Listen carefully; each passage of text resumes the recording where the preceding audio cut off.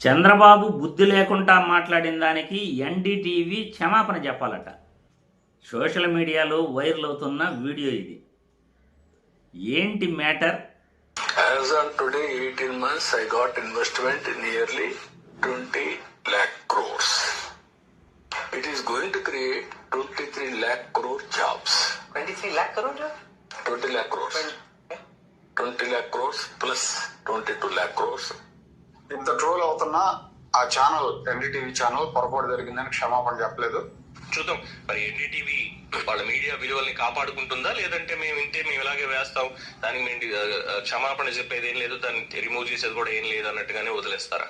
చూశారు కదా, నెటిజన్లు ఏమంటున్నారంటే చంద్రబాబు బుద్ధి లేకుండా మాట్లాడిన దానికి ఎన్డీటీవీ క్షమాపణ ఎందుకు చెప్పాలి అని సోషల్ మీడియాలో నెటిజన్లు ట్రోల్ చేస్తున్నారు. ఎందుకంటే బుర్ర లేకుండా మాట్లాడింది చంద్రబాబు.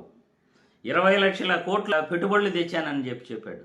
ఒక నేషనల్ టెలివిజన్లో మనం కూర్చున్నాం, మనం ఏం మాట్లాడాలి అనేది తెలుసుకోకుండా 14 సంవత్సరాలు ముఖ్యమంత్రిగా పనిచేసిన వ్యక్తి అధికారంలోకి వచ్చి 45 సంవత్సరాల అనుభవం ఉన్న ఒక సీనియర్ నాయకుడు 23 లక్షల కోట్ల ఉద్యోగాలు నేను ఇచ్చాను అని చెప్తుంటే ఆ ఎన్డీటీవీలో జర్నలిస్టే బిక్కమొహం వేసుకుని ఈయన మాట్లాడిన మాటలకి ఆశ్చర్యం వ్యక్తం చేస్తుంటే ఆ వీడియో సోషల్ మీడియాలో నెటిజన్లు ట్రోల్ చేస్తున్నారు.